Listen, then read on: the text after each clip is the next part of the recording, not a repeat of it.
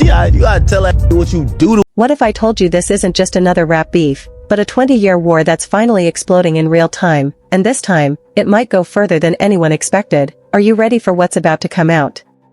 DJ Akademiks has officially stepped right into the middle of the chaos between 50 Cent and T.I, and he's not just reacting, he's dropping insider-level breakdowns, connecting dots, and exposing layers that most people completely missed. What started as a simple back-and-forth has now turned into something way bigger, a full docu-style saga digging deep into T.I.'s past, his history, and the moments that never really went away. And if you remember what happens when 50 Cent decides to play the long game, then you already know, this doesn't end quietly. So the real question is this just another rap feud, or is 50 building a narrative that could seriously damage T.I.'s legacy? What do you think? Let me know in the comments. Because right now, the tension is rising fast, every post, every clip, every response is adding fuel to the fire, and Akademiks is breaking it all down like it's a high-stakes fight, turning this into must-watch content for the entire culture. And here's the part most people are missing. This didn't just start yesterday, this didn't come from one podcast moment or one slick comment, this goes way deeper. We're talking nearly 2 decades of tension, quiet shots, industry politics, and unresolved issues waiting for the perfect moment to explode. So before we even get into the diss tracks, the accusations, and the personal attacks happening right now, you need to reset everything you think you know about this situation, because if you don't understand the history, then you're only seeing the surface, and trust me, the real story is much bigger. So let's take it all the way back to where it really began. So, my T.I,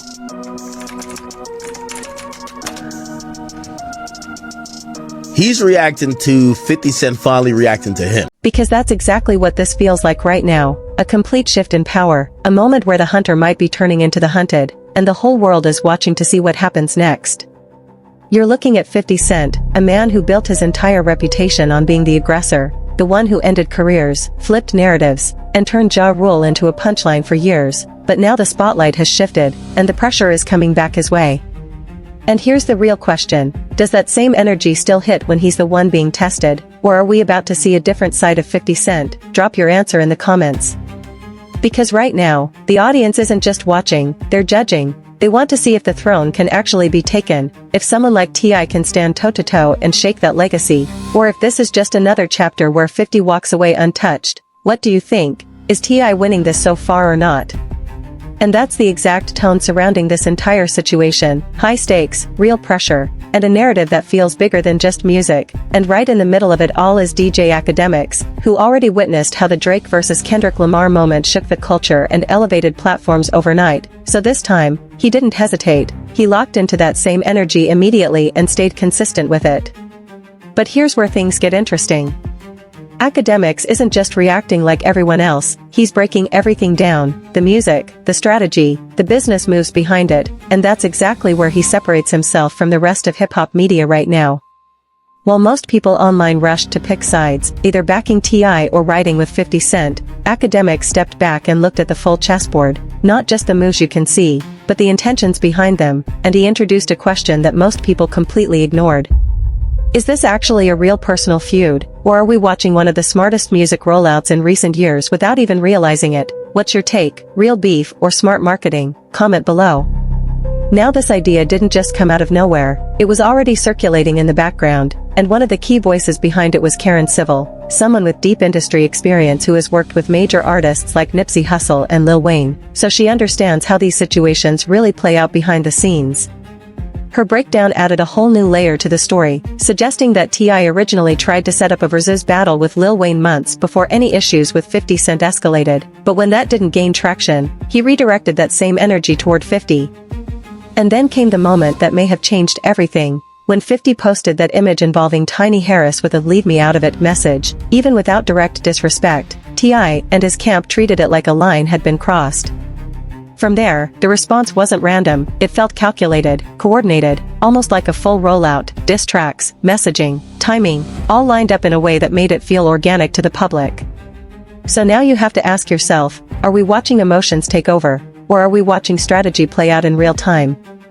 Karen Civil framed it as understanding the difference between real conflict and calculated promotion, and reading between the lines instead of just reacting to what's on the surface.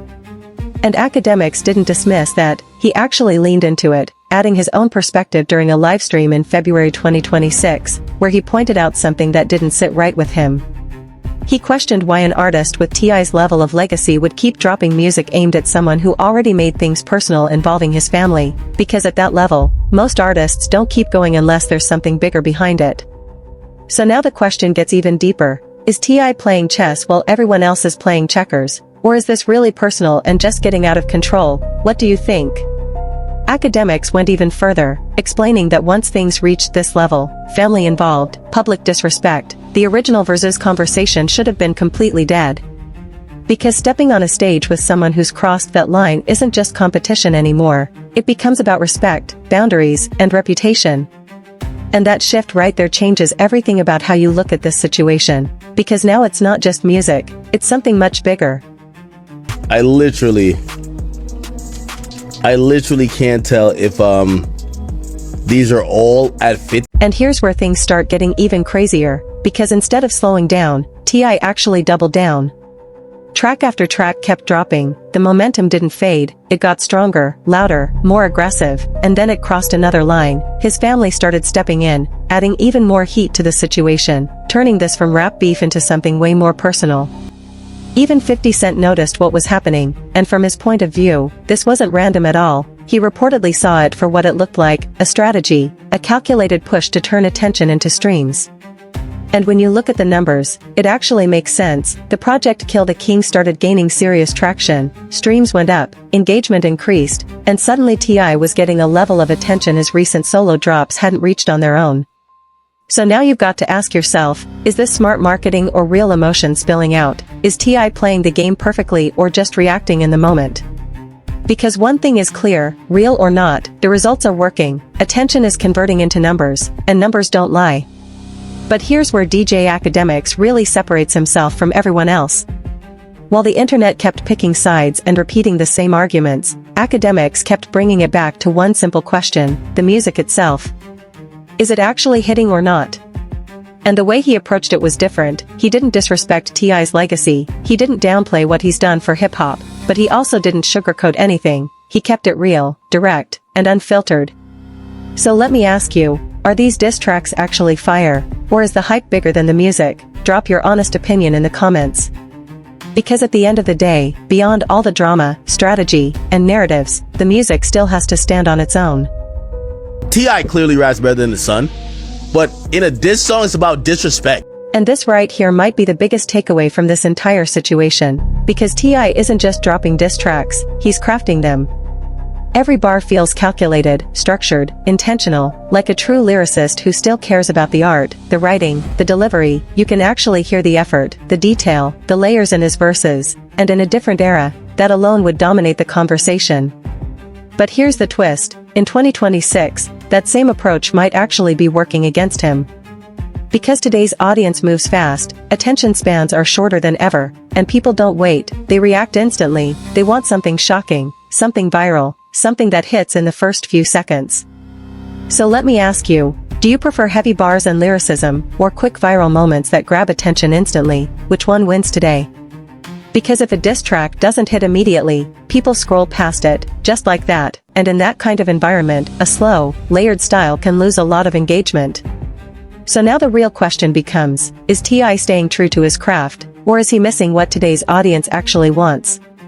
And more importantly, do you think lyricism still matters in rap beefs today, or is it all about viral impact now? Drop your opinion in the comments, and if you're enjoying this breakdown and want more real, unfiltered stories like this, make sure you hit that subscribe button right now.